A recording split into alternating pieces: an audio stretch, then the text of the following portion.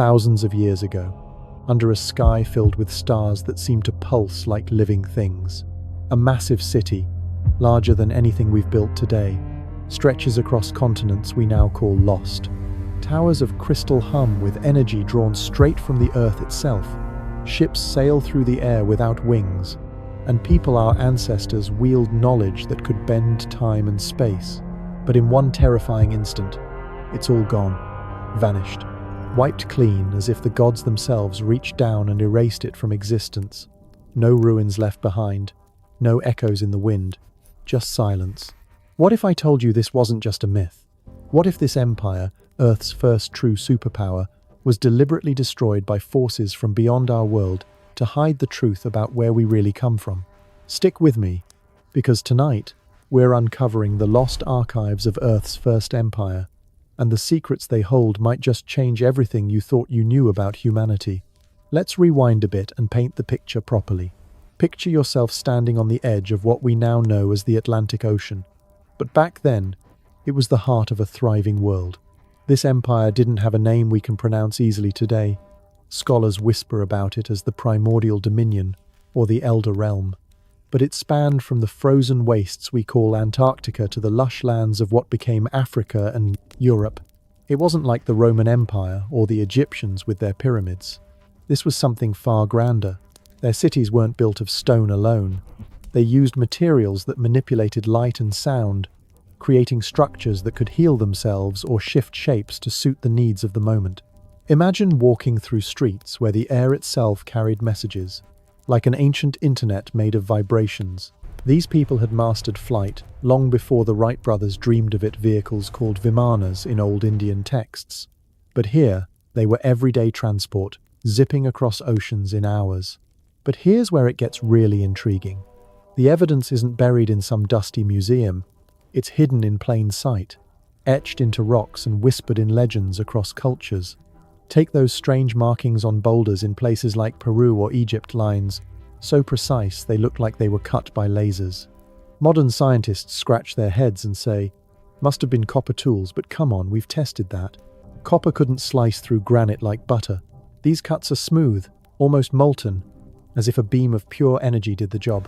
And then there are the prophecies carved into those same stones, warnings of a great cataclysm, a flood or fire from the skies that would reset the world. The Sumerians talked about it in their clay tablets, the Mayans in their calendars, even the Bible hints at it with Noah's Ark. Coincidence? Or remnants of a shared memory from this lost empire? Now, lean in closer because this is the part that keeps me up at night. Why did it all disappear? Not from natural disasters alone, though there were floods and earthquakes that reshaped the planet around 12,000 years ago, right after the last ice age ended. No, the real kicker is the theory that something or someone intervened. Picture extraterrestrial beings, not little green men, but advanced entities who saw this empire as a threat. Maybe they were the Anunnaki from ancient Mesopotamian lore, those godlike figures who came from the stars to mine gold and tinker with human DNA. According to some decoded texts from hidden archives, these visitors helped build the empire, sharing tech that let our ancestors harness zero-point energy-free power from the vacuum of space itself. But when humans got too smart, too close to unraveling the universe's secrets, the outsiders pulled the plug. A targeted strike, perhaps a massive electromagnetic pulse, or an engineered catastrophe, erasing cities overnight and scattering survivors to start over as hunter-gatherers. Think about it. We've found skeletons in places like Turkey's Göbekli Tepe, a site that's over 11,000 years old, with carvings of comets and animals that don't match any known timeline. Those pillars weigh tons, positioned with astronomical precision to align with stars we only mapped recently. How did primitive people do that? They didn't. They inherited the knowledge from this first empire. And the cover-up? It's ongoing. Governments and secret societies know about these archives. Vaults under the Sphinx or in Antarctic ice caves, filled with crystal data storage that holds blueprints for anti-gravity devices and maps of other worlds. But releasing that would upend everything. Free energy means no more oil wars. Advanced medicine means no more big pharma control. So, they bury it, label explorers as crackpots, and feed us sanitized history in schools. Let's dive deeper into one of the most chilling pieces of evidence, the Piri-Reis map. Drawn in 1513 by a Turkish admiral, it shows Antarctica without ice, coastlines matching what satellites revealed only in the 1950s. How? The admiral admitted he copied it from older sources, ones that predated Columbus by millennia.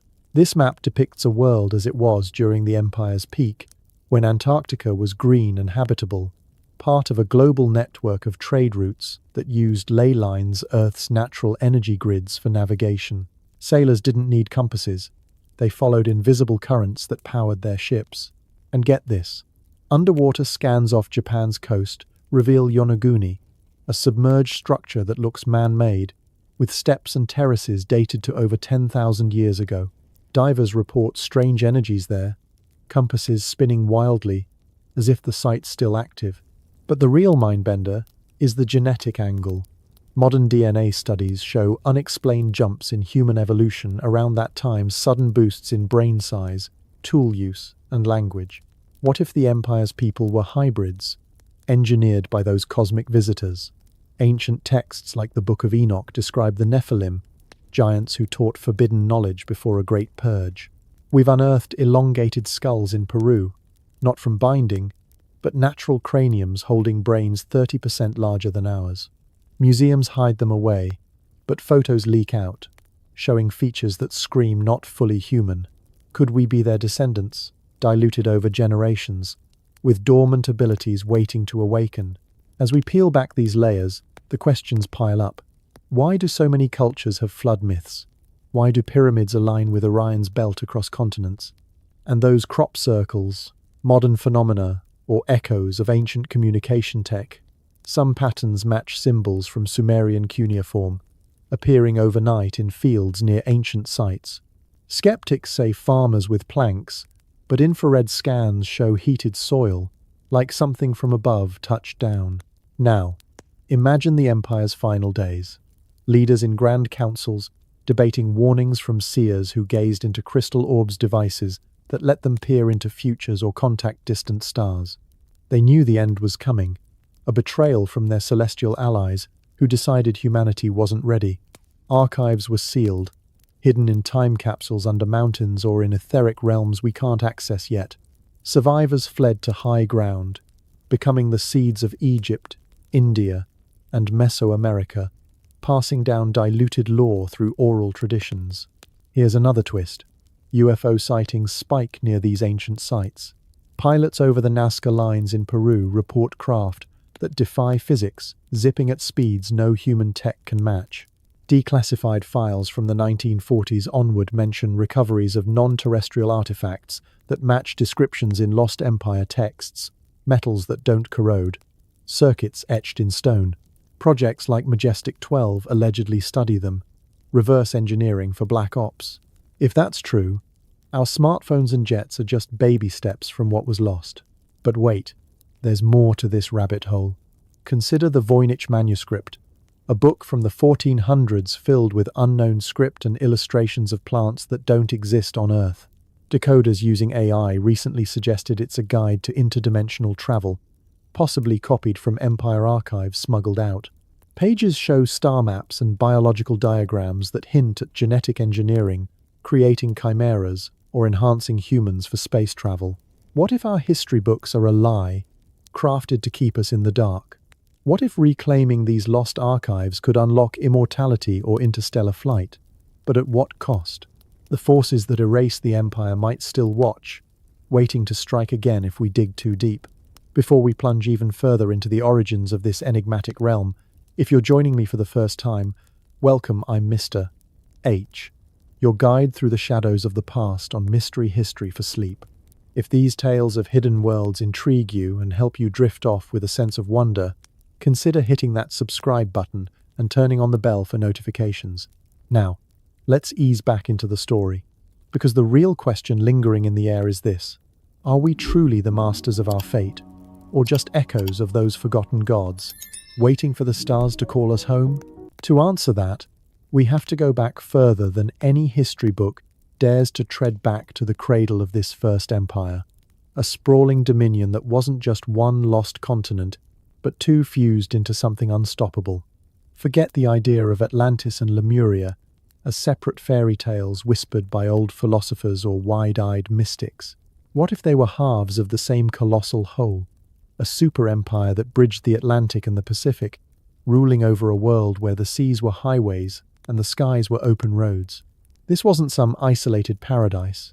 It was a global network, born in the mists of prehistory, long before the great flood that scrubbed the earth clean around 12,000 years ago. And the clues? They're not locked away in forgotten scrolls, they're staring us right in the face, if only we'd look past the official stories. Let's start with the legends that hooked us all in the first place, because you can't appreciate the fusion without knowing the pieces. Atlantis first popped into our collective imagination through the writings of Plato, that Greek thinker from around 350 before the Common Era.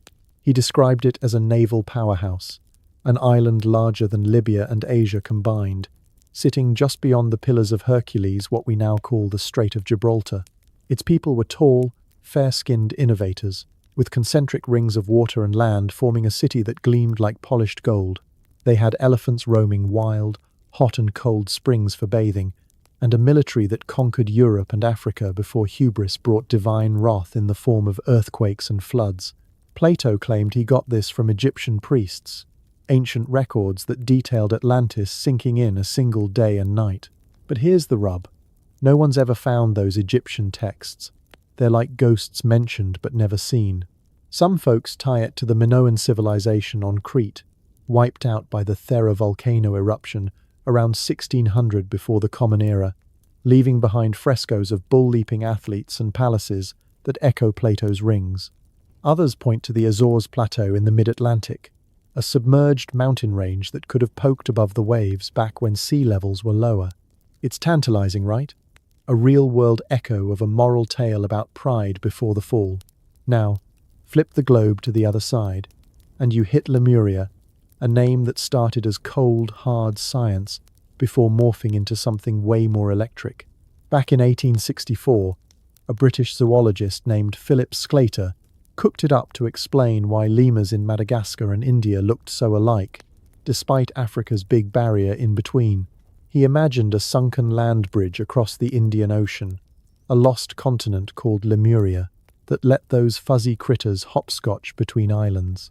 But by the late 1800s, occult heavyweights like Helena Blavatsky hijacked the idea for her theosophy movement. In her view, Lemuria wasn't just a bridge.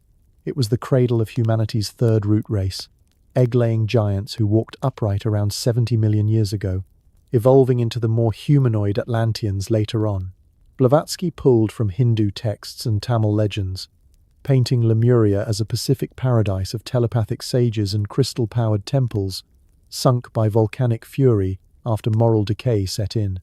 Edgar Cayce, that sleeping prophet from the early 1900s, took it further in his trance readings.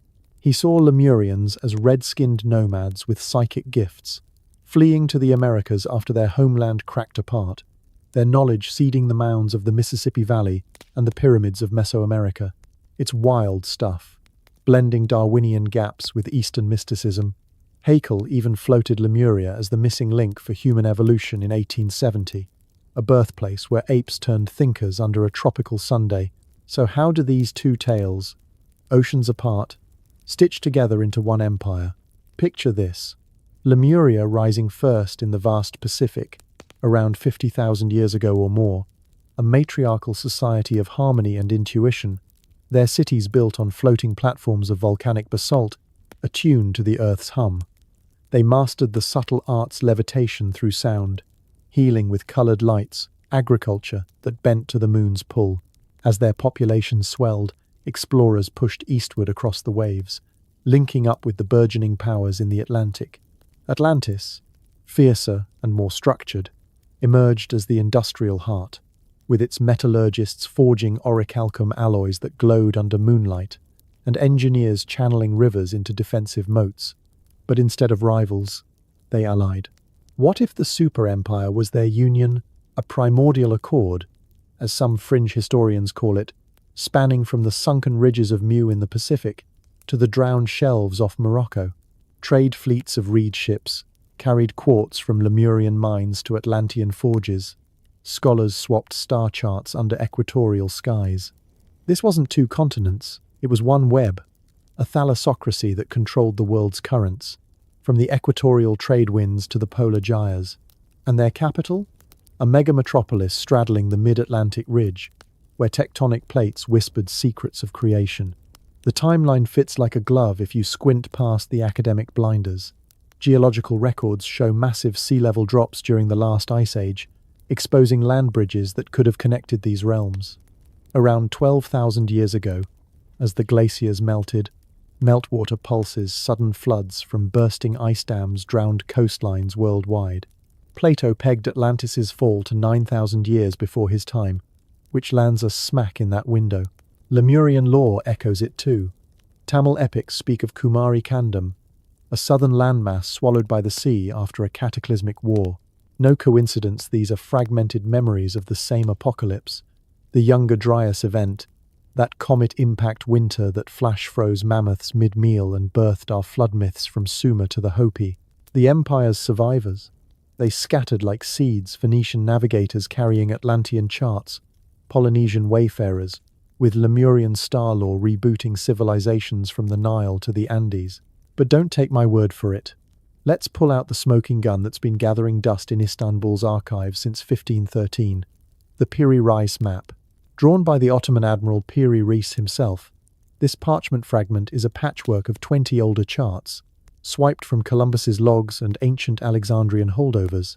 What it shows chills the blood. The eastern coast of South America in eerie detail, sure, but scroll down to the bottom, and there's a landmass curving southward, ice-free, with rivers and mountains that match Antarctica's bedrock, as revealed by seismic surveys in the 1950s. Antarctica? Without its 2-mile-thick ice cap? That's impossible for a 16th-century sailor, unless his sources predated the freeze by millennia. Charles Hapgood, that history professor turned anomaly hunter, crunched the numbers in his 1966 book, Maps of the Ancient Sea Kings. He argued the map's projections nailed the Queen Maud Land coast to within a half degree, info only confirmed by modern ice-penetrating radar. Piri himself noted on the map that it came from sources 8,000 years old, compiled by Phoenician explorers who sailed beyond the equator into the southern regions. Imagine it, Atlantean, Lemurian cartographers, using gyroscopic devices attuned to Earth's magnetic poles, mapping a green Antarctica, teeming with megafauna, its fjords fed by rivers from interior lakes. This was the Empire's southern frontier, a breadbasket of exotic spices and minerals, before crustal shifts locked it in ice around 11,500 years ago. Skeptics love to poke holes. They say it's just a distorted Patagonia or a phantom Terra Australis from medieval guesswork. Fair enough. The map's edges fray, and projections warp near the poles. But then, why do declassified Navy charts from the 1940s overlay so neatly? And why did Einstein pen the foreword to Hapgood's book, calling it a crucial contribution to the study of our history? The real conspiracy simmers underneath. Modern gatekeepers, academics, governments, think tanks are burying this to prop up the linear march of progress. Admit an ice-free Antarctica 12,000 years back, and you rewrite geology textbooks, upend carbon dating, and question who really kick-started agriculture and astronomy. Oil barons don't want free energy hints from ancient grids. Defense contractors fear anti-gravity blueprints leaking out. Remember Operation High Jump in 1947? Admiral Byrd's armada to the bottom of the world, chasing rumors of Nazi bases but stumbling on pyramid-shaped anomalies under the ice? Official logs say mapping exercises. Whistleblowers whisper of crystal halls and holographic warnings from guardians who look human, but move like shadows. It's all hushed, classified under national security, labeled fringe to discredit seekers. But leaks persist. Satellite glitches over Wilkes Land, magnetic anomalies spiking like buried reactors. The map isn't proof. It's a breadcrumb, daring us to follow before the trail vanishes. Follow it underwater, and the plot thickens into something straight out of a fever dream.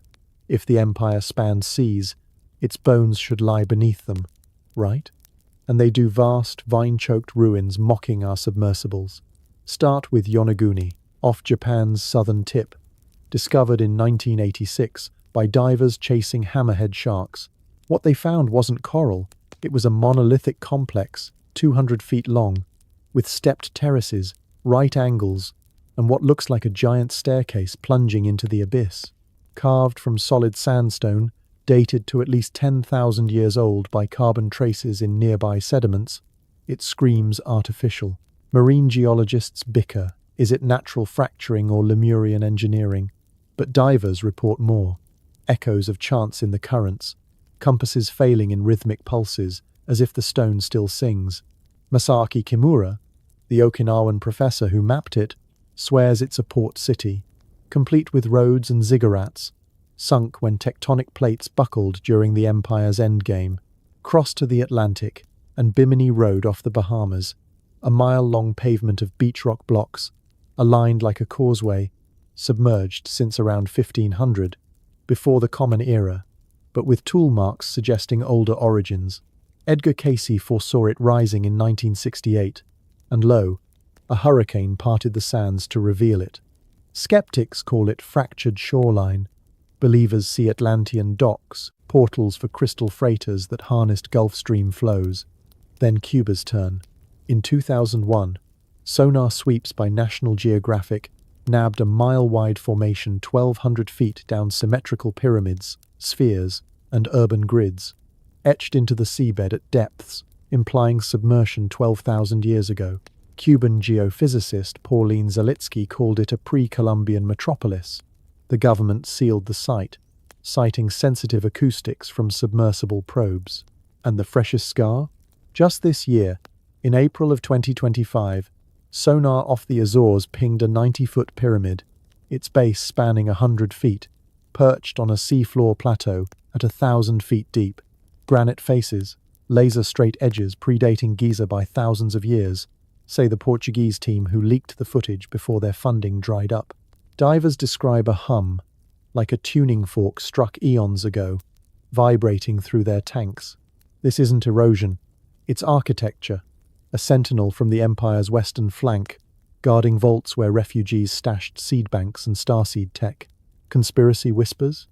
The UN's Ocean Mapping Initiative conveniently skips these zones, rerouting surveys to safer depths. Why? Because hauling up a relic could crash markets. Imagine gold orichalcum, flooding auctions. Or worse, artifacts that power themselves. Power that's the beating heart of this origin story, and it pulses through crystals the size of skyscrapers. In the Empire's lore, these weren't baubles, they were engines, amplifiers, the very blood of their golden age. Cayce described the Great Crystal, or Tuaui Stone, a firestone in Atlantis' Temple of Poseidon, a multifaceted behemoth, 50 feet tall, refracting sunlight into microwave beams for wireless energy, levitating obelisks, even probing other dimensions.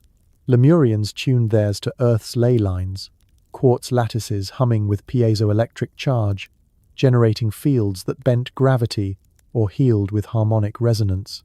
Think of it, cities lit without wires, ships gliding on anti-grav cushions, medicine that realigned auras instead of slicing flesh. Geological oddities back it up: massive quartz veins in Arkansas's Ouachita Mountains, or the crystal caves under Minas Gerais in Brazil, where formations grow faster than physics allows, as if fed by ancient reactors. But here's the dark flip. Overuse cracked the crystal's lattices, destabilizing the grid. In Atlantean tales, a misaligned beam triggered quakes. Lemurian shamans warn of the stone's rage, a backlash that vaporized islands. Modern theorists like Christopher Dunn push the pyramid power plant idea: Giza's shafts as waveguides, granite coffer in the king's chamber as a hydrogen generator, fueled by Nile aquifers. Tesla obsessed over it, sketching Wardenclyffe Tower to mimic those geometries, chasing radiant energy from the ether. He even mused that pyramids broadcast power globally, a network the Empire ran until greed overloaded the relays. Conspiracy fuel? Recent ground-penetrating radar under Giza, leaked in March of 2025, spotted cylindrical voids and spiral ramps laced with conductive quartz echoes of crystal arrays, buried to hide the free energy blueprint. Big energy sues to suppress. Universities blacklist proponents. Yet anomalies persist. Crop yields spiking near replicas, or unexplained EM spikes during equinox alignments at Teotihuacan, another empire outpost. Envision a day in this super empire's prime. Dawn breaks over the central citadel, a helix of white marble and lapis spiraling from sea level to cloud-piercing spires. Lemurian priestesses, in silken robes, chant to attune the dawn crystal, its facets blooming rainbows that arc power to outlying domes. Atlantean merchants, clad in embroidered tunics, haggle over spice halls from Antarctic groves, cinnamon analogues from palm-fringed fjords, gold dust panned from geothermal vents. Children play with holographic orbs, learning geometry through touch. Elders convene in amphitheaters where voices project without amplification, debating ethics of soul migration tech smuggled from Sirius-aligned allies. The air tastes of ozone and salt, laced with floral essences diffused from hydroponic gardens. But undercurrents stir spies from rival clans, whispers of crystal fractures in the east, omens in the comet trails that seers interpret as harbingers. One such seer, a half-Lemurian hybrid named Elara, or so the channeled tales go, warned the High Council. The stone drinks too deeply. It thirsts for the core's fire.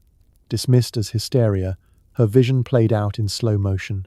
First, microquakes rippled the Pacific Rim, toppling ziggurats in Mu's outer isles.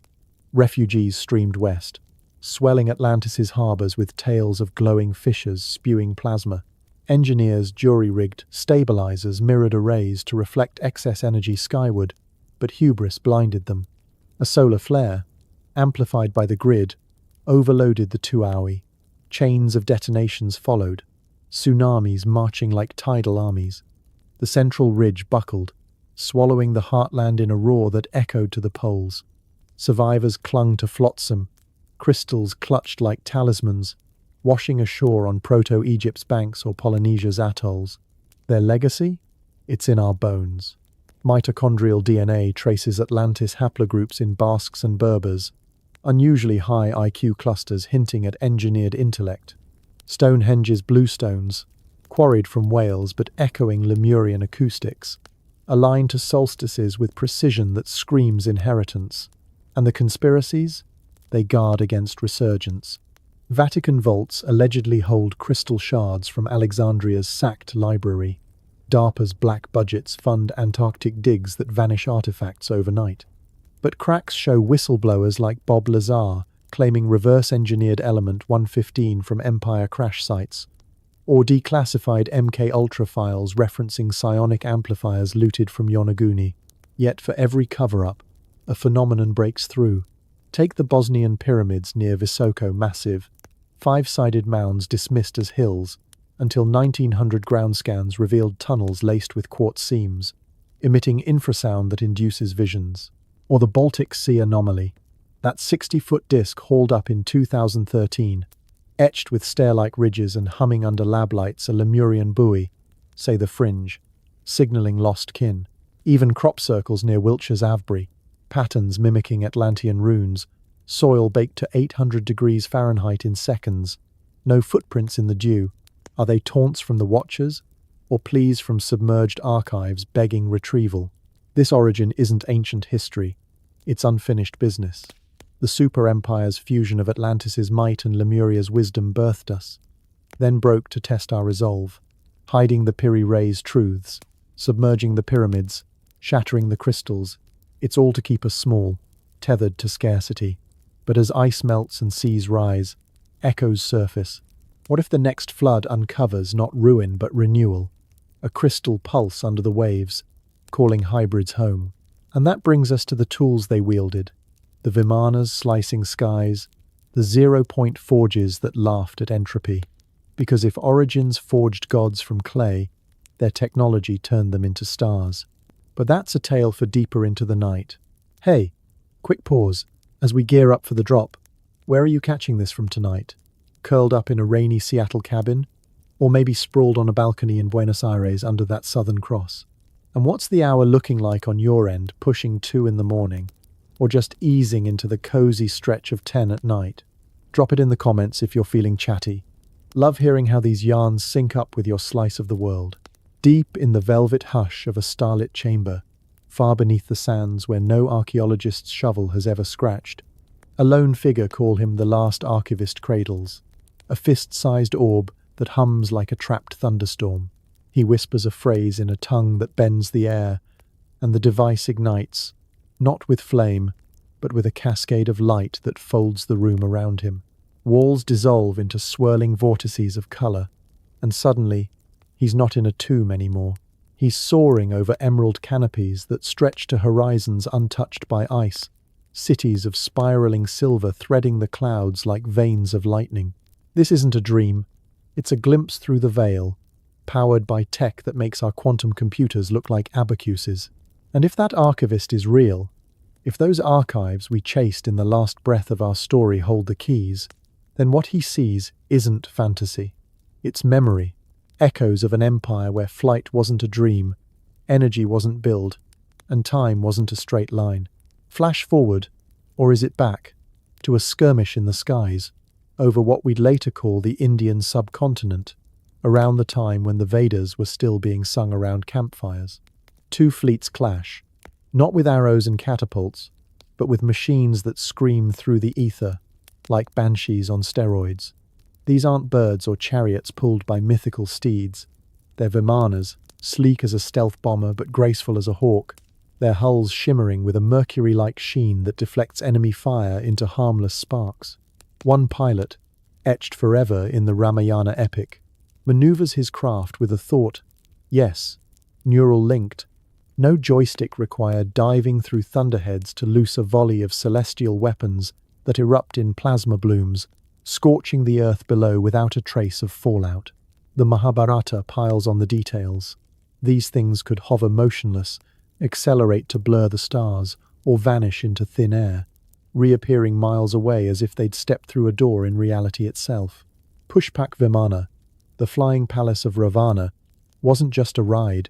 It was a mobile fortress, complete with gardens and quarters for 100 souls, powered by an inner sun that never dimmed. Ancient Indian texts like the Vaimanika Shastra, supposedly channeled in the early 20th century but drawing from millennia-old blueprints, spell it out. Construction involved alloys tougher than titanium, layered with anti-gravitational metals, and propelled by vortex engines that sucked in atmospheric ions like a cosmic vacuum. Skeptics wave it off as poetic flair, or later forgery after all. The Shastra's diagrams look suspiciously like steampunk fanfic, but engineers who've pored over them, like those at India's Aeronautical Society in the 30s, built prototypes that lifted off. Small scale, sure, but enough to make you wonder, what if these weren't myths, but maintenance manuals smuggled from the Empire's Pacific hangars, where Lemurian engineers tinkered with Atlantean designs? Imagine the thrill of it, though. You're not strapped into a cockpit. You're interfaced, your mind painting the flight path on an invisible canvas. No turbulence rattles your bones. The Vimana phases through storms like a ghost. Cargo hauls from Antarctic mines to Egyptian forges. Routine, zipping equator to pole in under an hour. Warfare? A Vimana duel could level armies without touching the ground, deploying smoke screens of ionized fog or thunderbolts that fried electronics before electronics were a thing. And the fuel? Not fossilized dinosaurs, but the endless whisper of the cosmos, zero-point energy, that quantum fizz between atoms that modern physicists chase in labs but can't bottle. The Empire's smiths forged reactors from orichalcum and quartz, tuned to Earth's Schumann resonance, pulling power from the void like dipping a bucket in an infinite well. One misplaced hum, though, and you'd have a chain reaction. Cities flickering out, skies igniting in auroral fire. Is that why the texts warn of flying sarcophagi? Vimanas turn tombs when their pilots push too far, lost in loops of their own making? But flight was just the appetizer. The real feast was energy boundless, clean, and so woven into daily life that scarcity was a forgotten joke. Picture the Great Pyramids not as Pharaoh's vanity projects, but as colossal generators, humming hearts of the Empire's grid. Christopher Dunn, that machinist-turned-maverick who spent decades calipering Giza's stones, lays it out in his book The Giza Power Plant.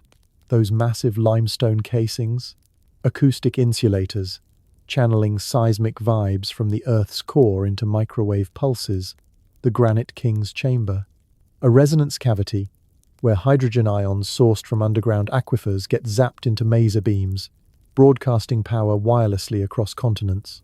No wires snaking the Nile, just obelisks tuned like antennas, lighting homes and levitating barges on beams of pure ether. Dunn's no woo-woo type. He's measured the pyramid's shafts aligning to cardinal points with laser precision, tolerances tighter than NASA's clean rooms, and found quartz in the mortar that piezoelectrically converts pressure to electricity. Echoes of Tesla, who dreamed of global wireless power from Wardenclyffe, inspired by whispers of these very machines. What if the Sphinx guards a subterranean chamber, flooded now but once a capacitor bank, storing surges from Nile floods to smooth the grid? Modern scans, ground-penetrating radar glitches aside, hint at voids beneath, humming faintly when the moon hits full, as if the beast's still purring. And here's the hook that reels you in. If they cracked free energy, why stop at lights and lifts? Why not bend the fabric of nights and days, duress into time itself? Not Hollywood wormholes, but subtle slips devices that let seers peek epochs ahead or behind, editing fates like a cosmic film reel. Dive into the Book of Enoch, that apocryphal Jewish text from around 300 before the Common Era, and you find the Watchers, those fallen angels gifting Enoch tablets of heaven that unfold visions of end times, stars charting wars unborn. Or flip to the Mahabharata again. King Raivata Kakudmi consults Brahma, only to return and find eons past relativity on steroids, a Vimana jaunt warping his clock. Conspiracy circles buzz about the chronovisor, that Vatican vault legend from the 70s. A cathode, ray tube jury, rigged with quantum crystals, allegedly built by Father Ernetti using Empire scraps, tuning into past broadcasts like TV reruns of Christ's crucifixion, hoax or Holy Grail. Ernetti claimed blueprints from ancient Sumerian seals, depicting tube-like viewers that scry the Akashic records, the Empire's ethereal library, etched in light beyond time. Templars get dragged in too, legends of them unearthing a turnstile of ages under Solomon's temple, a brass orrery that spun users through crusades and cataclysms. Silly? Maybe, until you spot anomalies. A 1st century Roman dodecahedron in a British museum, its bronze facets etched with ports that scream temporal modulator, or Sumerian cylinder seals showing scribes with hourglass figures, sand flowing backward in impossible loops. Now, crank the dial to the cosmic angle, because none of this hummed solo. The Empire's tech wasn't homegrown. It was a joint venture, blueprints bartered with starfarers who parked their saucers in the Empire's bays like Ubers at a valet stand. Sumerian epics, those clay cuneiform diaries from 4000 before the Common Era, don't mince words. The Anunnaki, those ones who from heaven to earth came, aren't fluffy gods. They're engineers in gleaming ships, descending in whirlwinds of fire to terraform mud into man. Zechariah Sitchin, the rogue translator who cracked their code, paints them mining gold with laser drills, their Mushu craft flying discs with domed cockpits shuttling ore to Nibiru, that rogue planet on a 3,600-year orbit. UFOs? Baked in. The Epic of Gilgamesh describes Enkidu glimpsing a fiery chariot splitting the sky, beams probing the ziggurats below. Fringe debunkers cry metaphor, but infrared scans of Ur's ruins pick up residual radiation spikes, like exhaust from fusion drives. Fast forward to Roswell in 1947, and whistleblowers like Philip Corso claim the debris memory foil and I-beams etched with hieroglyphs matched Sumerian script, reverse-engineered into transistors and Kevlar. Coincidence? Or proof the Anunnaki's garage sale stocked the Empire's shelves, their tech-seeding Vimanas, from Vedic hangars to Giza's power plants? But lean in, because the real shiver comes when you connect the dots to today's shadows. What if Langley and Houston aren't just peeking at stars, they're pilfering them? NASA's Apollo glitches, those Santa Claus radio bursts in 1969, weren't holiday cheer. Insiders murmur they were Anunnaki chatter, intercepted mid-mission, warning of orbital patrols. Deeper dive. Project MK Ultra, that CIA mind, bender from the 50s to 70s, dosing unwitting souls with LSD to crack psychic shields. Why? To mimic empire seers, unlocking remote viewing protocols from recovered Vimana logs. Leaked docs hint at Sub-Project 74, funneling black-budget bucks to SRI labs where viewers sketched Martian ruins or Atlantean labs, their sketches matching Casey's trance doodles to the inch. Tie it to Montauk, that Long Island spin-off, kids wired to chairs, projecting through time, gates built on Tesla coils tuned to pyramid frequencies, fetching artifacts from 12,000 BC that smelled of ozone and salt. Governments deny, of course label it Cold War paranoia, but AARO's 2024 report that Pentagon UFO, whitewash, admits legacy programs hoarding non-human craft, tech that warps gravity like a Vimana on idle. Bigelow Aerospace, with its Pentagon purse strings, chased skinwalker anomalies in Utah, sites buzzing with orbs that echo Sumerian flying rollers. And the link? Ancient alien tech, as the ultimate psyop tool, mind control via scalar waves, beamed from HARP arrays mimicking crystal overloads, keeping us docile while elites jet on black-budget sources.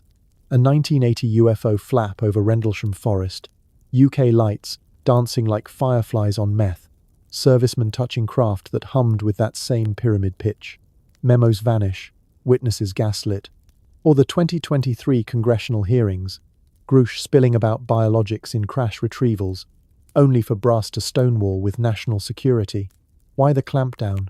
Because admitting Vimana vitals power our drones or that timepeakers forecast market crashes unravels the game.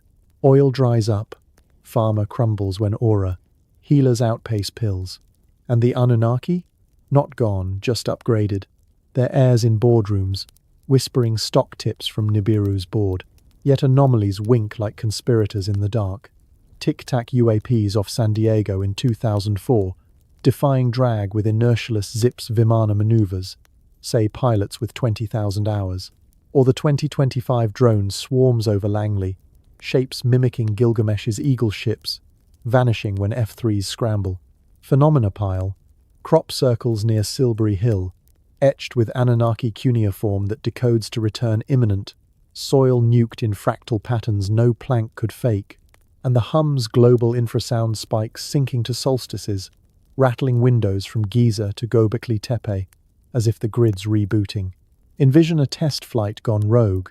An Empire pilot, cocky with Anunnaki mods, punches through a temporal rift in his upgraded Vimana.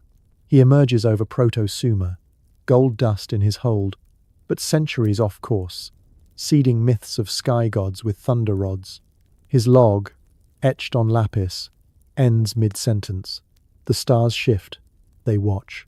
We find echoes in Baghdad museum shards, untranslated warnings of fold, points where time frays. Modern black projects chase them.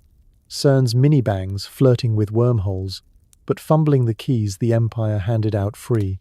This tech tapestry isn't dusty relic. It's live wire, sparking under our feet. Free power to end wars? Time?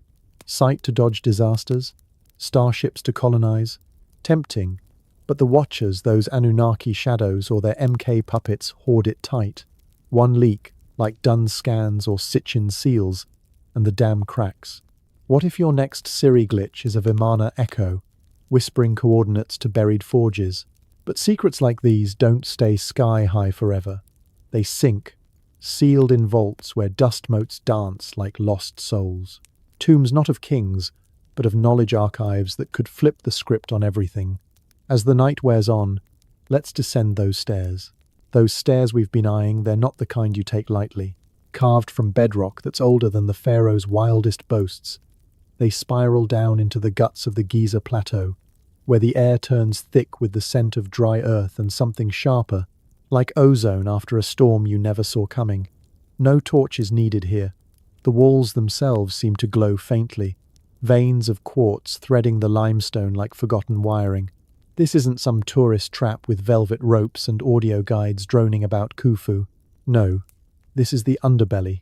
The part where the Sphinx isn't just a statue, it's a sentinel. Paws planted over a warren of tunnels that snake for miles, whispering promises of what's tucked away in the shadows. And at the heart of it all, the archives.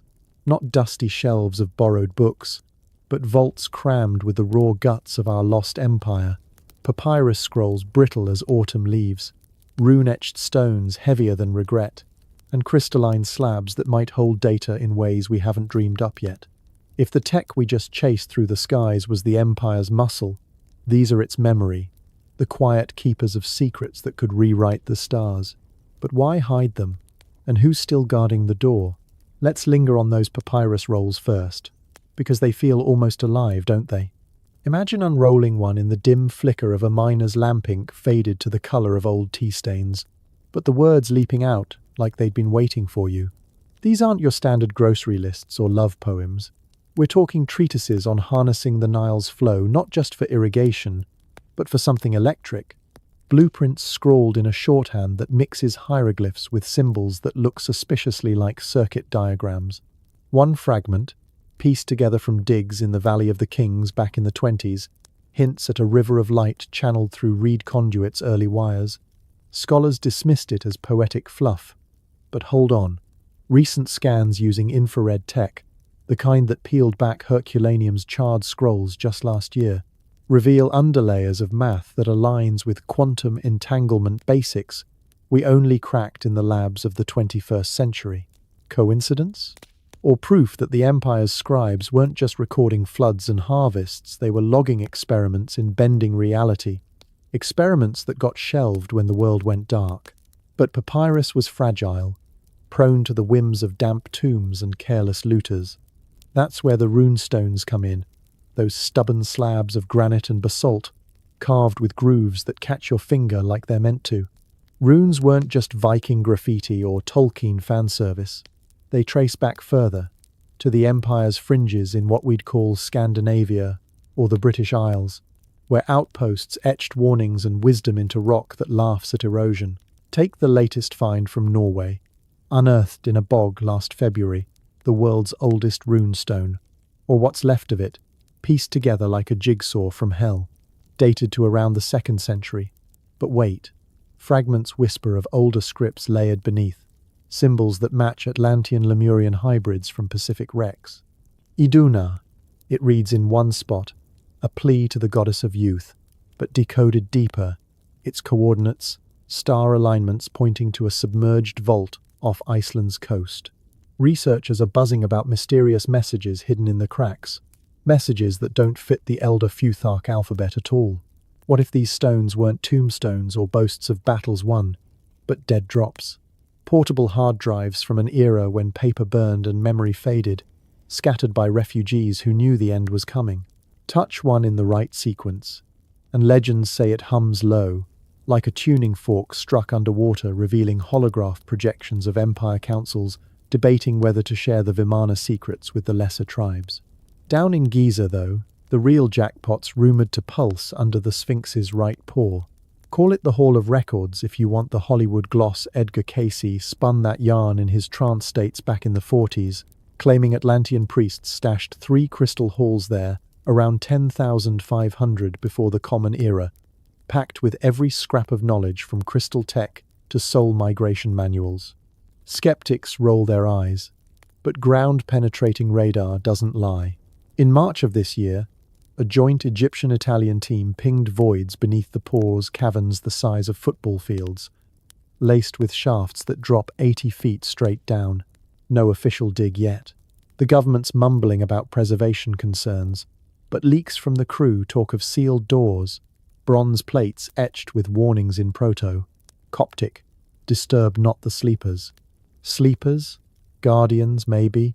Or worse echoes of the Empire's elite, preserved in stasis pods, waiting for a bloodline key to wake. And the contents? Whispers of emerald tablets, not the Thoth kind from New Age shops, but real-deal slabs veined with gold leaf, diagramming ley line grids that powered the whole dominion. One explorer, back in the 90s, claimed to breach an antechamber and snag a glimpse, stacks of cylinders, like ancient USB sticks, humming with inner light, each holding petabytes on genetic tweaks that turned apes into architects overnight. Shift your gaze eastward, to the sun-baked ruins of Alexandria, where the Mediterranean laps at shores that once cradled the empire's Eastern Library, a way station for Lemurian scrolls shipped across the Silk Road before it was cool. The big one, the Mausean, wasn't just a book club, it was a think tank, 700,000 volumes strong by Julius Caesar's time, scrolls from Babylon to the Indus, cross-referenced in ways that make Wikipedia blush. But here's the itch you can't scratch. Its destruction wasn't one bonfire party. Caesar's blaze in 47 before the Common Era singed the docks. Sure, torching maybe 40,000 rolls in the crossfire. Aurelian sacked it again in the 200s. Theophilus's Christian zealots gutted the Serapeum in 391, and Caliph Omar's troops allegedly fed the rest to bathhouse boilers in 641. Or did they?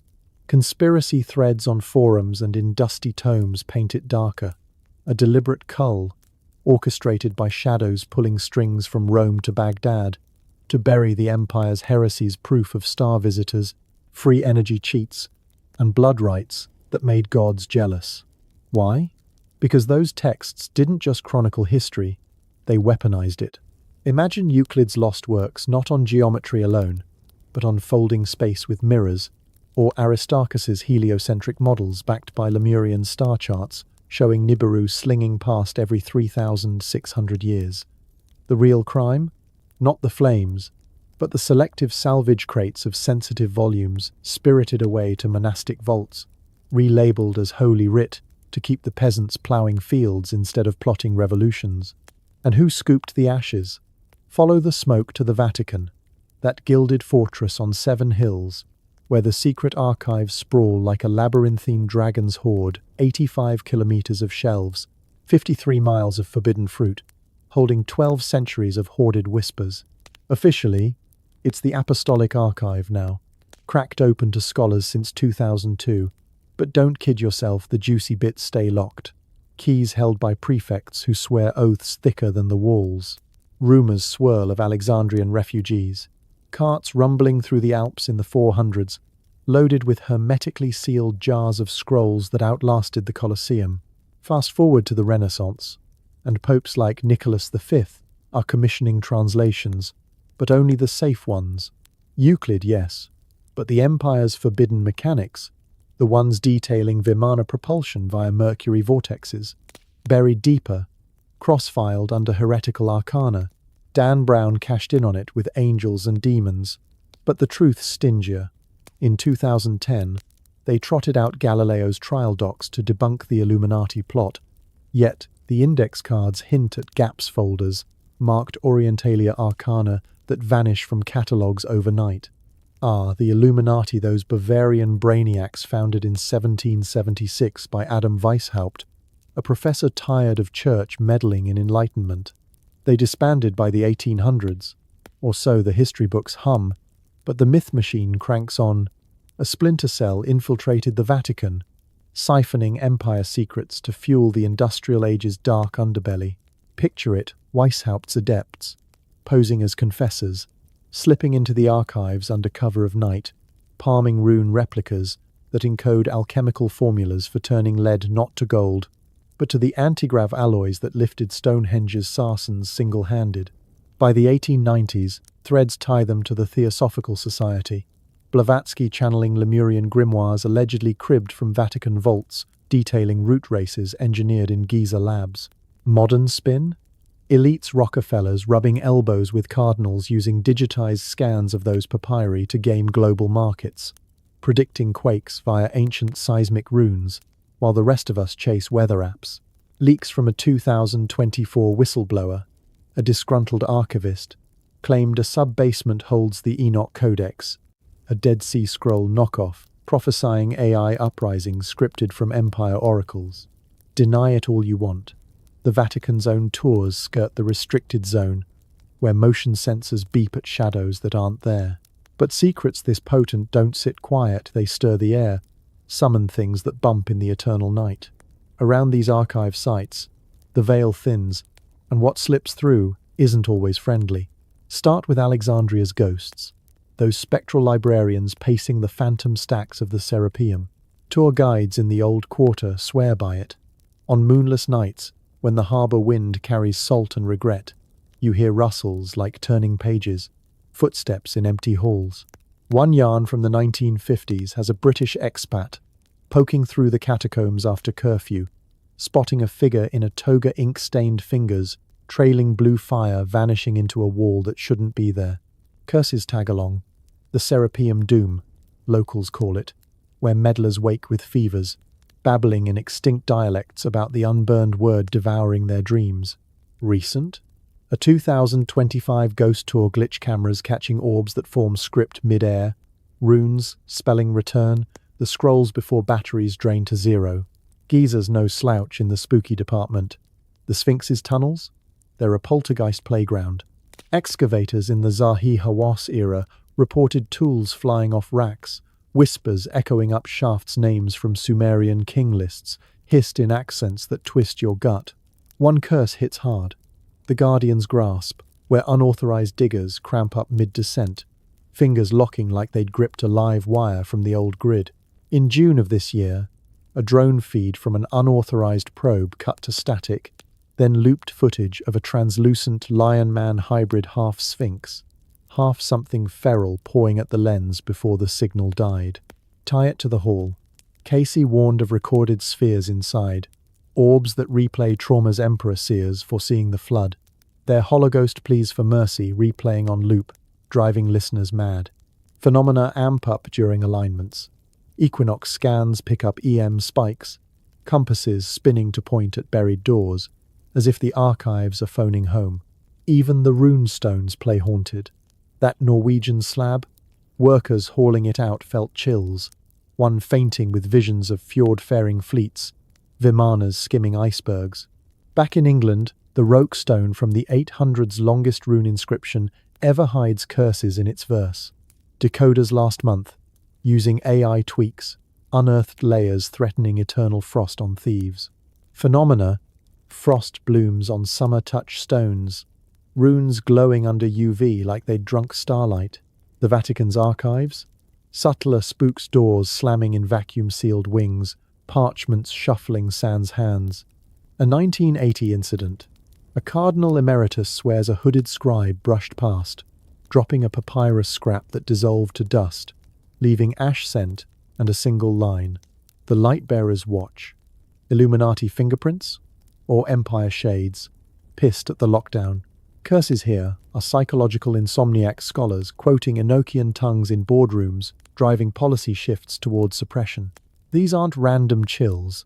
They're wards, woven into the archives by Empire mages who knew betrayal brewed.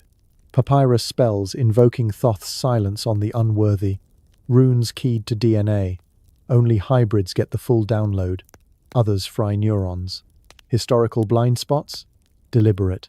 Alexandria's cull wasn't accident. It was triage, saving the tame, Aristotle's ethics, while spiking the wild, star maps showing homeworlds. Vatican vaults prop it up. Illuminati puppeteers, ensuring leaks are controlled drip-feed Tesla a pyramid patent. Watch him burn out. But crack spiderweb. Last July, an AI tool named Aeneas chewed through Roman inscriptions, spitting out empire echoes tax edicts from a primordial senate predating Rome by millennia. A cuneiform tablet surfaced in October, royal threats from a lost Near Eastern outpost, hinting at archive raids gone wrong. Phenomena surge. Crop circles mimicking rune grids near Giza, ghostly choirs in Alexandria at dawn. The archives aren't lost. They're restless, nudging us toward revelation. What if one unsealed vault tips the balance? A papyrus unrolling to free energy rights, runes decoding time slips, spheres replaying the betrayal that felled the empire, Anunnaki double-cross, or insider greed. The Guardians stir, curses flex, but curiosity's a sharper blade. As echoes fade from these depths, the real tangle waits above, threads of conspiracy weaving through boardrooms and starfields, where old gods play new games. If these midnight riddles have you glancing at the shadows a little differently tonight, and you're craving more dives into the unseen, why not join the quiet crew here on Mystery History for Sleep? A quick subscribe and bell nudge means you'll never miss when we unravel the next thread keeps the wonder flowing straight to you. Now, let's wander those remnants next, where the Empire's ghost still stirs the soil. You're scrolling through feeds, half dozing on the couch, when a headline pings, Interstellar Comet 3, divided by Atlas Whips, Past Earth Alien Probe, or Cosmic Coincidence.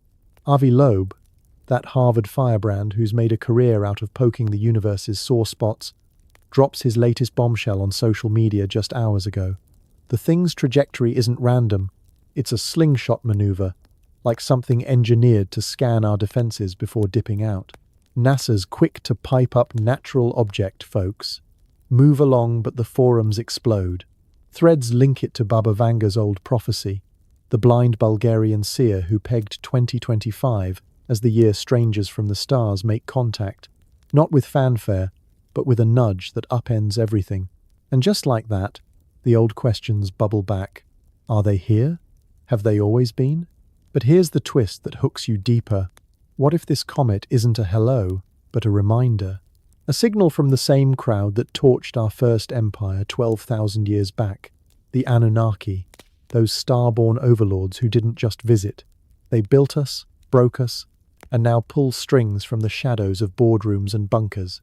Start with the gold rush that started it all, because nothing says eternal grudge, like a mining operation gone planetary. Rewind to the cradle of civilization, Sumer around 4000 before the Common Era, where clay tablets don't spin yarns for kids, they're ledgers, cold and calculated, tallying shipments of the shiny stuff dug from African veins. The Anunnaki, per Zechariah Sitchin's decode of those cuneiform scratches, weren't fluffy deities sipping nectar.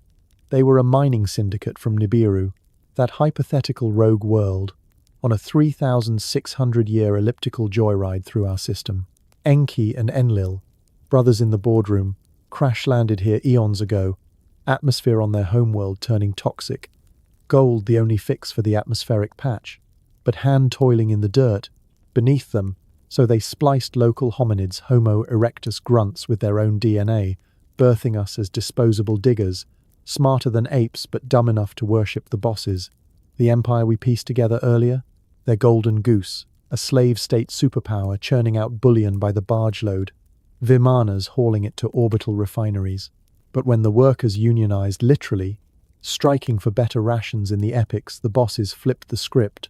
A targeted wipe, engineered floods, engineered plagues. The younger Dryas deep freeze as cover fire. Why?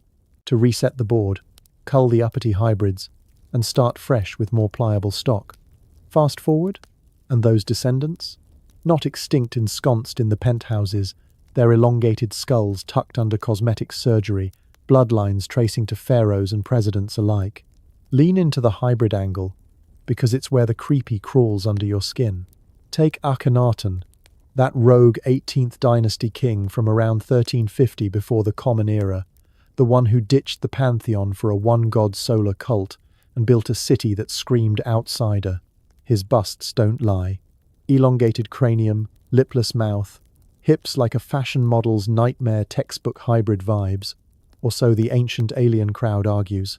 DNA pulls from his tomb in the 20s, showed anomalies, mitochondrial markers that don't match Nile Valley baselines, whispers of non-terrestrial splicing. Tutankhamun, his kid? Even weirder. Clubfoot, effeminate frame, and a genome riddled with inbreeding. Or was it?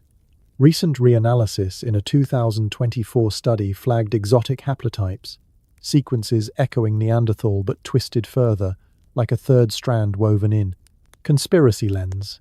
These weren't royal quirks, they were badges of favor, Anunnaki seed, stock ensuring loyalty.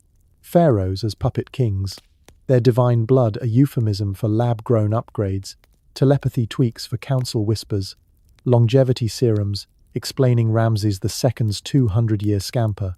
Evidence? Those elongated skulls from Paracas in Peru or Saqqara, digs not bound. Natural, crania holding 30% more grey matter, Enough for the kind of smarts that aligned pyramids to Orion without GPS. Modern echo.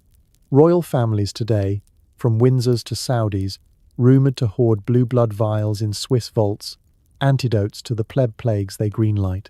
What if the next pandemic isn't viral, but a cull for the unhybridized?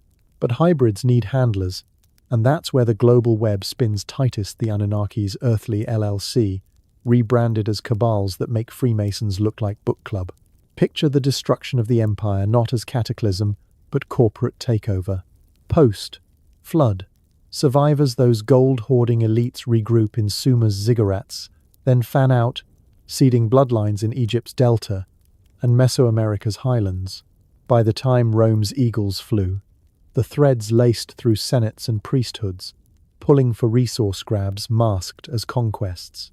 Fast forward to the 20th century, Operation Paperclip scoops Nazi rocketmen, but whispers say it nabbed Anunnaki archivists too. Blonde hybrids with swastikas tattooed over star maps. MK Ultra?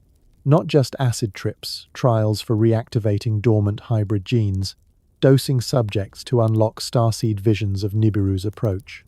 Leaked memos from the 70s tie it to Sumerian incantations, chanting to summon the old ones for tech dumps.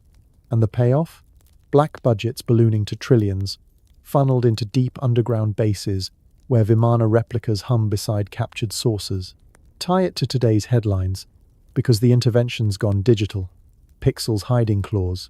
That Comet 3 I divided by Atlas zipping by on December 19th. Timing's no accident peaks just as the UN's Global Digital Compact rolls out. That 2024 summit promising equitable AI but reeking of control grids. Conspiracy boards light up. It's a scout, beaming quantum keys to hybrid elites for the next phase. Neuralinks mandatory. Thoughts taxed. The unupgraded herded into smart cities that double as open-air labs. Loeb's Galileo project, hunting technosignatures, got a $2 million bump from anonymous donors last month. Anunnaki Venture Capital. Meanwhile, AARO's 2025 report, that Pentagon UFO whitewash, admits non-human intelligence but pivots to adversarial drones, code for covering the boss's return. Why?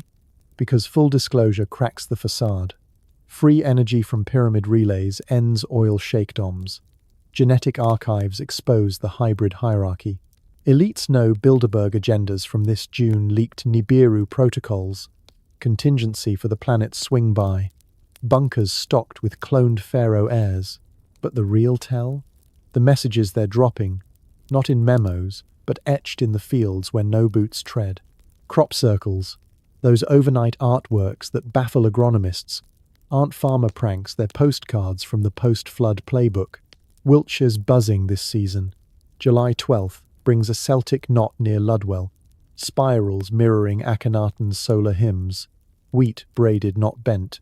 Nodes exploded like microwave pops. Quantum AI from a Berlin lab crunched it last September. Patterns encode binary for the diggers awaken. Sumerian for the slave revolt that scorched the empire. Coincidence? Or warning? Hybrids? Your lease is up. Another in Cernabas, 10th of July. A chalk giant's echo with fractal arms aligning to Sirius Anunnaki. Home beacon soil baked to 800 Fahrenheit.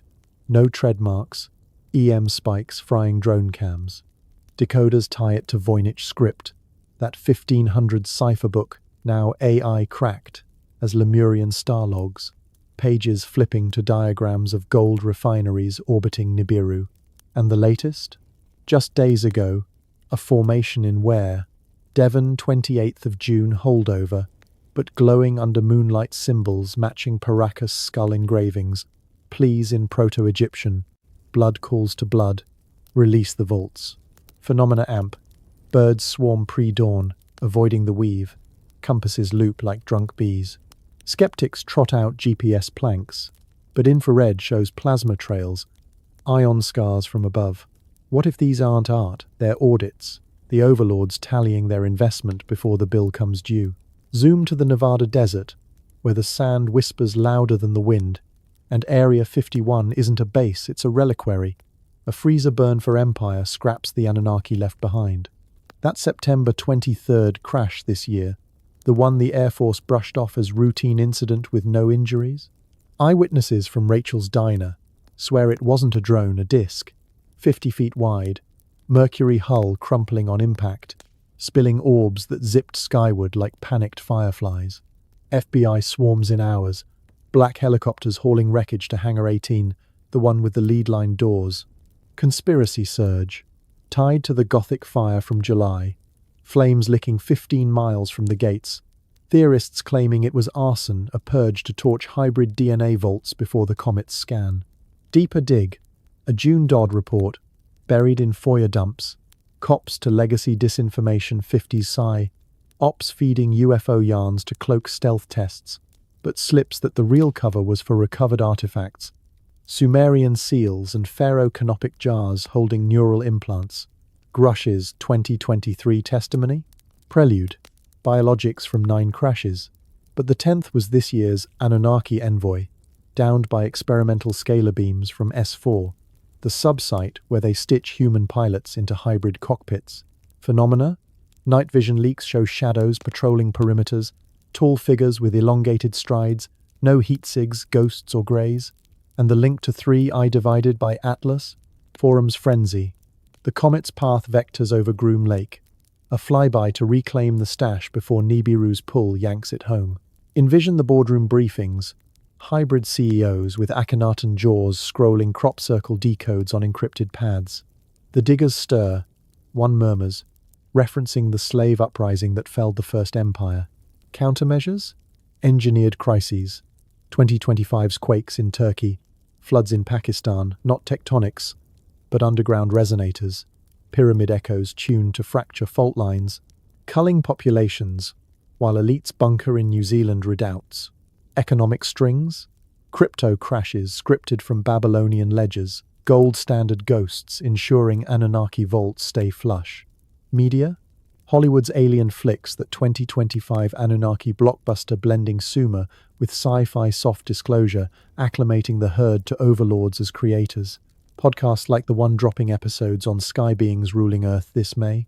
Controlled leaks, breadcrumbs to hook the curious without spilling the serum.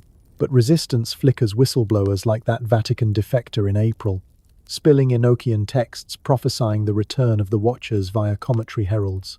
Or the quantum hackers cracking crop binaries, broadcasting awakened frequencies that spike global dreams of elongated kings. What if 3I divided by Atlas isn't probe, but arc-seeding hybrid antidotes for the compliant? The choice looms. Dig for the archives, risk the curse, or sleep through the handover? This conspiracy's no flat map. It's a Mobius strip. Ancient interventions looping into now. Anunnaki gold lust birthing our chains.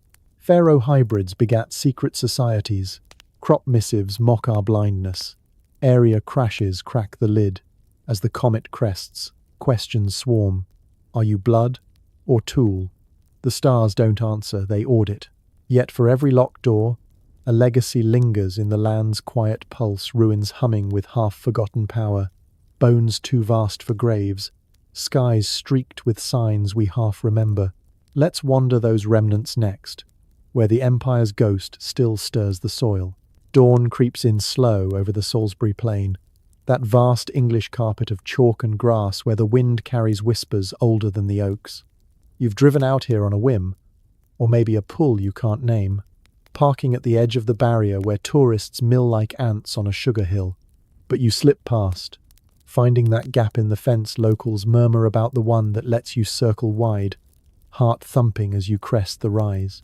There it stands, Stonehenge, those sarsen stones hulking like forgotten teeth in the earth's jaw, arranged in a circle that's more clock than monument, ticking to rhythms we lost the manual for.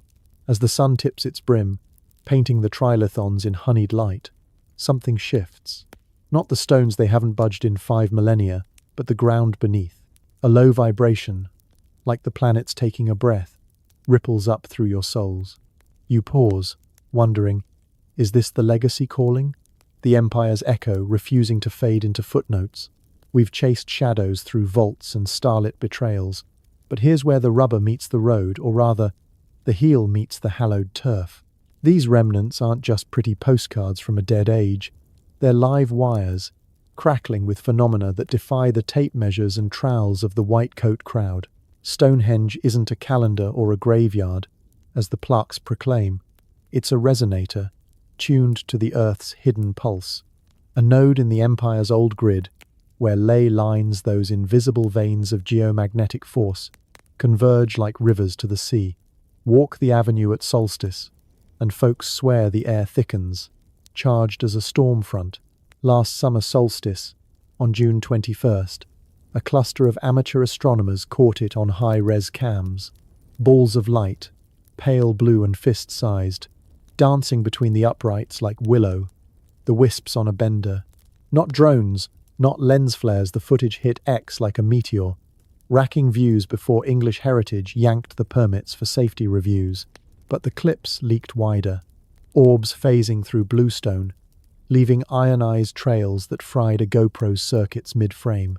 Skeptics sputtered about swamp gas or CGI kids, but ground teams measured spikes, electromagnetic bursts hitting 200 milligauss, 10 times background, sinking to the sun's coronal ejections like the site's eavesdropping on solar chatter. What if this isn't glitch but groove? The Empire's engineers, those Atlantean Lemurian whiz kids, didn't stack these slabs for show. Sourced from Wales' Preseli Hills, 450 miles distant as the crow or Vimana flies, the bluestones aren't just pretty, they're acoustic amplifiers, ringing at frequencies that match the human theta wave, that dreamy border between wake and sleep. A study dropped just last July, buried in the Journal of Archaeological Acoustics, clocked the heelstone's resonance at 110 Hz, the same pitch shamans use for trance induction worldwide. Participants in a blind test, blindfolded and led through the circle, reported visions, flashes of robed figures etching runes, skies parting for winged craft. Coincidence? Or the stones stirring archived memories, pulling threads from the collective unconscious like a cosmic loom? And the sounds. Oh, the sounds. On still nights, rangers log it. A deep infrasound thrum, below 20 Hz, too low for ears but felt in the chest, rattling ribs like a bass drop from the gods. Last equinox, September 22nd, a BBC crew mic'd up and caught it raw, layered harmonics, weaving chants in a tongue that linguists pegged as Proto-Celtic, laced with Indus Valley inflections, Empire Pidgin perhaps, smuggled by refugees who washed up on these shores post-flood. But Stonehenge is just the overture. Swing your gaze to the Andes, where Machu Picchu perches like a condor's nest on a razor ridge, clouds coiling below as if the mountains exhaling secrets. Built or revealed in the 1500s by the Inca, but whispers say they just polished what the empire left behind. A high-altitude outpost for stargazing, yes, but also a geomagnetic tap, siphoning telluric currents from the fault lines snaking beneath. Hike the Sungate Trail at dawn, and the mist parts to show it. Terraces carved so precise a razor won't slip between blocks, andesite stones fitted without mortar, defying earthquakes that tumble modern bridges like toys. But the real kick? The energy. Pilgrims touch the Intihuatana stone that carved sundial hunk and report shocks, not static, but a warm buzz climbing the arm, easing aches like an unplugged TENS unit. In February this year, a team from Peru's National Institute of Culture rigged fluxgate magnetometers around the site, chasing rumors of ley line leaks. Results? Buried in a preliminary report leaked to fringe journals. Anomalous fields pulsing at 400 nanoteslas, spiking rhythmic as a heartbeat during solar noon, aligning with the Empire's old crystal harmonics. Fast forward to October, and the plot thickens like Andean fog. LiDAR scans, those laser-eyed drones slicing through canopy, unveiled a dozen ghost structures, platforms and aqueducts cloaked in overgrowth. Predating the Inca by millennia, their layouts echoing Lemurian ziggurats from Pacific lore. One chamber, tucked behind the Temple of the Condor, hummed during probes, walls veined with quartz, floors etched with spirals that match crop circle fractals from Wiltshire. Divers know. Spelunkers slipped in with endoscopes last week, November 5th, and pulled grainy footage. Frescoes, faded but fierce, depicting elongated figures in feathered headdresses handing crystal orbs to shorter folk hybrid handover. The government's mum, citing preservation, but X lit up with eyewitness posts from porters, glowing motes drifting from cracks, compasses wheeling like dervishes, one tech fainting with mutterings of the old one's return. Phenomena here aren't shy, they're showy. Tourists snap pics of orbs, lens artifacts, say the guides, but spectral analysis from a Caltech hobbyist pegged them as plasma wisps, ionized air dancing to subterranean piezo effects, the mountain's bones grinding out empire static. Tie these threads, and the legacy unspools. Not ruins, but relays. The empire's skeleton key to Earth's wiring. Stonehenge taps the Atlantic fault, channeling North Sea surges. Machu Picchu drinks from the Nazca subduction zone, where plates whisper tectonic tales. Globally, Göbekli Tepe in Turkey, that 11,000-year-old puzzle palace, rings with the same infrasound dug up in the 90s but scanned fresh in March 2025, revealing T-pillars laced with conductive hematite, fields bending compass needles, 15 degrees off true. Phenomena? Earthquake lights, precursor to the February quake, pale glows haloing the enclosures, recorded by a German team's IR cams, matching Sumerian fire from the deep omens. Or Teotihuacan, Mexico's Avenue of the Dead, pyramid of the sun's apex, during full moons, broadcasts a measurable scalar wave, faint but there, boosting crop yields in adjacent fields by 12% last harvest, per agronomists scratching heads. What if these aren't accidents? The empire's diadem, scattered post-cataclysm, still crowns the globe in subtle sovereignty nodes sinking on equinoxes, a planetary heartbeat that modern grids jam with their 50 Hz drone. But the hush money? That's where the bones come in, those oversized secrets shoveled under lab floors like yesterday's trash. Nephilim, the Bible calls them fallen ones, giants begat by angels and earth women, but empire lore paints them kinder, hybrid sentinels, Anunnaki overseers crossed with our stock for brute strength and starsight. Over 1,000 reports from North America's mounds alone, spanning 2 centuries. Skeletons 7 to 12 feet, unearthed in Ohio's gravel pits or Kentucky's salt caves, bones too dense for deer antler tools to carve. The Smithsonian's the big bad wolf here, per the yarn's 1900s digs hauling crates to DC, only for manifests to vanish, labels swapped for mastodon femurs. Fast forward to May this year, a rancher in Lovelock, Nevada, strikes pay dirt in a cave system 29 partials, some pushing 9 feet, skulls with double rows of teeth, femurs thick as fence posts, carbon dated to 8,000 before the Common Era, right in the Empire's twilight. Photos hit local rags, rib cages spanning your arm span, Hugh Mary etched with what looked like circuit tattoos. But by June, misidentified megafauna, declares the state archaeologist. Samples lost in transit.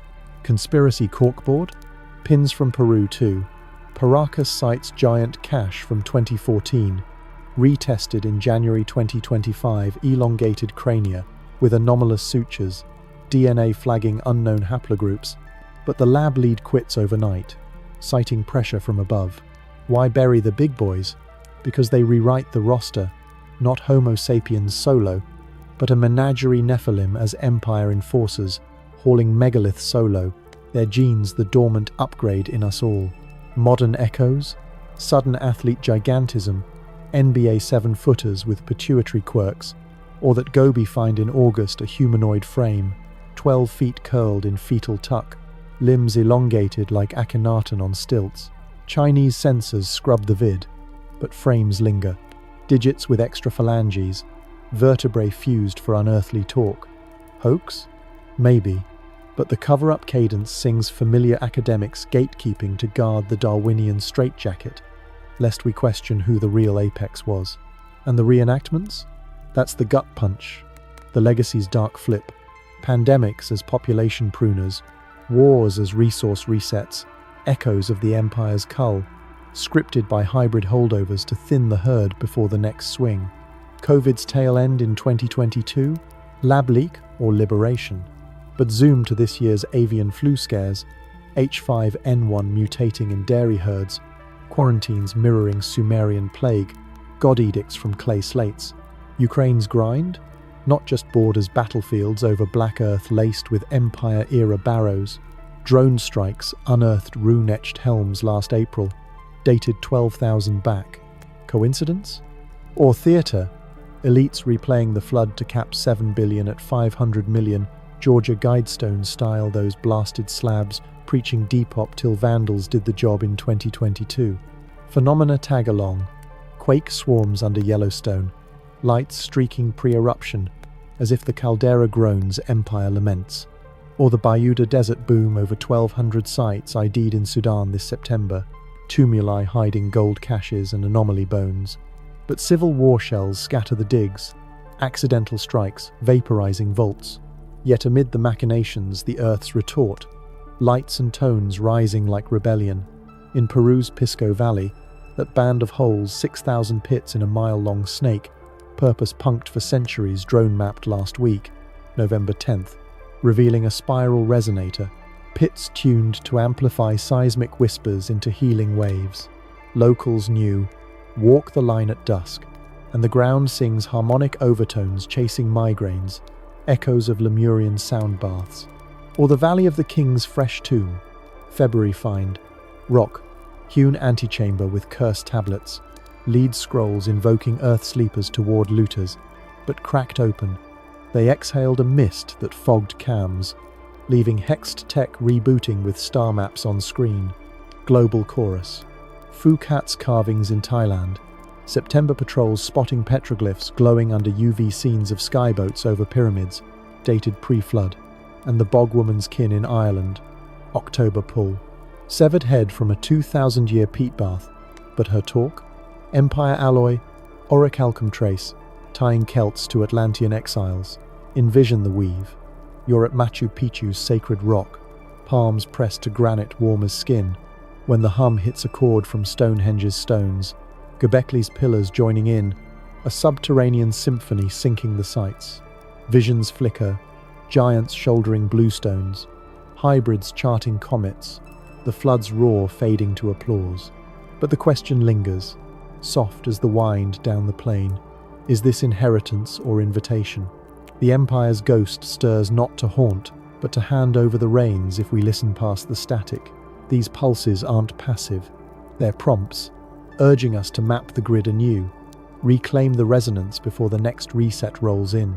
As the sun climbs higher over Salisbury, casting long shadows from the lintels, feel that pull again the soil's subtle nod, saying stay a while, wander deeper, because in the quiet cracks of these legacies, the real story's just warming up. We've wandered far tonight, haven't we? From the thunderous vanishing of that primordial powerhouse, the first empire that stitched Atlantis and Lemuria into a seamless cloak over the globe, to the humming crystals and sky chariots that made gods of men. We cracked open vaults under Sphinx paws and Vatican vaults, where papyrus ghosts guard runes that could rewrite our mornings. We chased the Anunnaki's long shadow through cropfield ciphers and carrier deck orbs, their hybrid heirs puppeteering from Area 51 bunkers to Davos dens. And those stubborn remnants, the stones that sing at dawn, the bones too vast for shallow graves, the lights that flicker like forgotten signals along fault lines, they're not tombstones. They're telegrams, urgent and unsigned. Each thread pulls taut, forming a web that's less a map and more a mirror, reflecting back not just what was, but what might still be stirring beneath our feet. Take that quiet pull you feel right now, the one that started as a itch in the back of your skull when we first dipped into the Piri Reis enigma. That map wasn't ink on vellum, it was a dare, a coastline sketched from an Antarctica that breathed green and wild, a breadcrumb from surveyors who navigated by Earth's own heartbeat. And as we fused those lost lands, Lemuria's intuitive sway with Atlantis's iron grip, didn't it feel like slotting puzzle pieces from different boxes, only to see the picture sharpen into something alive? Their superstate wasn't bricks and borders. It was a symphony, crystals thumping bass notes to power vimanas that sliced clouds like silk, energy grids that laughed at scarcity. We marveled at the audacity the zero-point whispers Tesla chased in vain, the time slips Enoch glimpsed in heavenly tablets. But peel back the wonder, and there's a chill. What hubris overloaded those lattices, turning abundance to ash? Was it greed, or the first whisper of outsiders deciding we'd outgrown our sandbox? Those archives we prodded, the ones sealed in Giza's underbelly, or Alexandria's phantom stacks, they're the Empire's exhale. Brittle breaths holding blueprints for worlds we fumble toward in labs today. Papyrus under infrared, blooming with quantum sketches. Runestones humming holograms when the moon's just right. We lingered on the curses, those spectral librarians pacing Serapeum echoes, the Vatican whispers that curdle dreams into Enochian fever. Illuminati threads or not, the suppression stings like salt in a fresh cut. Why torch the wild pages, the ones mapping Nibiru's swing or ley lines that could light cities without a bill? Because truth unbound unravels thrones, doesn't it?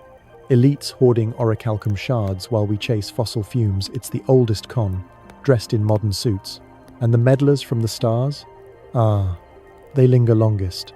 Those Anunnaki ghosts with gold lust veins, engineering floods to prune their workforce, scattering hybrids like Akhenaten's kin to seed pharaoh lines and corner offices.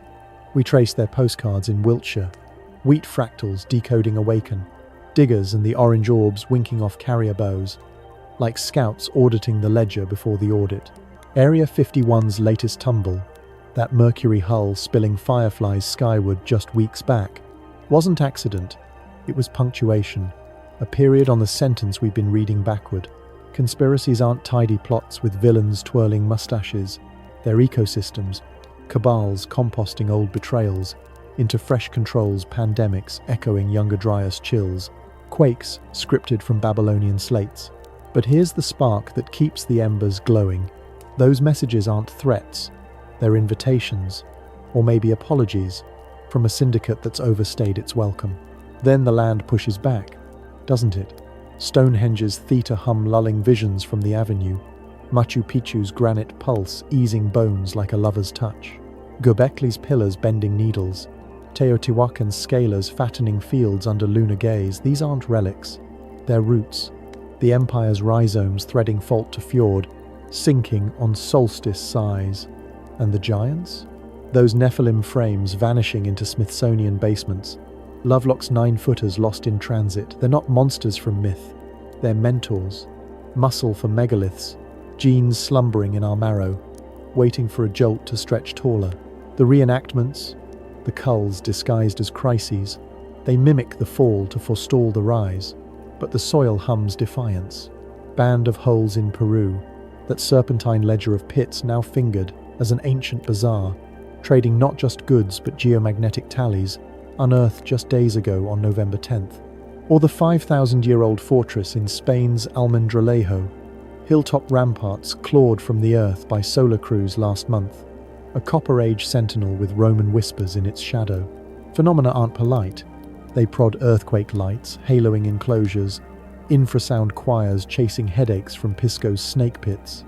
Just last night, as if on cue, the veil thinned again, northern lights draping Utah's skies like auroral veils, but laced with streaks that weren't plasma witnesses in bountiful clocking, silver discs phasing through the glow, silent as thoughts, captured on shaky cams before winking out. And off the east coast, that carrier crew's orange orb on November 11th, hovering bold before peeling east like it owned the horizon. Undersea shadows too.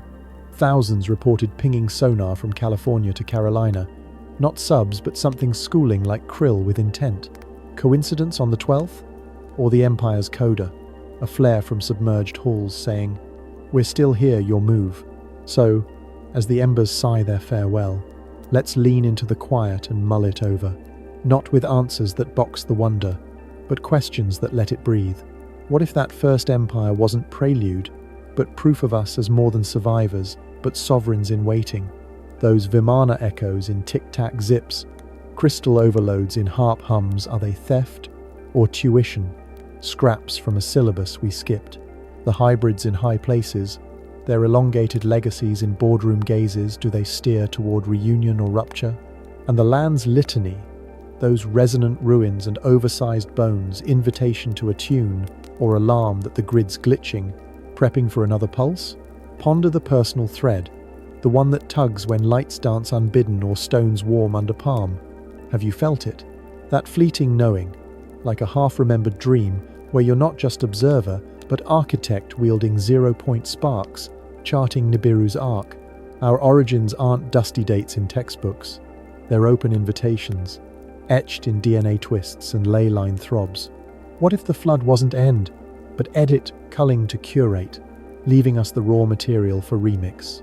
The Anunnaki's gold greed birthed us as tools, but tools evolve, sharpen, turn on creators. Those crop pleas, blood calls to blood, are they chains or keys? Release the vaults, and what floods free? Immortality elixirs from Thoth's tabs, or star maps plotting exodus. It's the curiosity that cradles, isn't it? Not the knowing which clips wings, but the chase, the thrill of Yonaguni's chants in current swirls, or that fresh Peruvian city, Peñico's 3,500-year-old sprawl, announced just weeks back, its walls whispering of trade routes that spanned before wheels were round, or the Saka sword, pristine in a Scythian tomb pulled November 9th, its bronze edge keen as yesterday, hilt carved with motifs that echo Lemurian swirls. Each finds a nudge. Dig deeper, not with shovels, but questions. What secrets sleep in your own bloodline? That unexplained jump in your family's lore, the seer aunt who dreamed floods, the uncle who sketched impossible maps. The empire's not lost. It's latent, a software update dormant till we ping the servers. As eyelids grow heavy, let these musings melt into the hush, a gentle tide washing worries to sea. Imagine drifting not into dark, but dawn waking to skies where Vimanas aren't myth, but memory, where giants' graves yield gardens, and stars don't just wink, they welcome. The phenomena aren't pranks, they're prods, the land leaning in to say, remember who you are. Hybrids or not, we're kin to that first blaze, the ones who tamed time, traded with constellations, turned cataclysm to canvas. The cover-ups crack, because we crack them open, one late-night listen at a time. In the shadows of history, the truth awaits our discovery. Sleep on that, friend, let it brew like morning mist, rising with questions that light the way. And when the embers cool to ash, carry this spark. The archives aren't buried, they're breathing. The empire's not fallen, it's folding back into us. What will you unearth tomorrow? The night holds its breath, eager for your next step.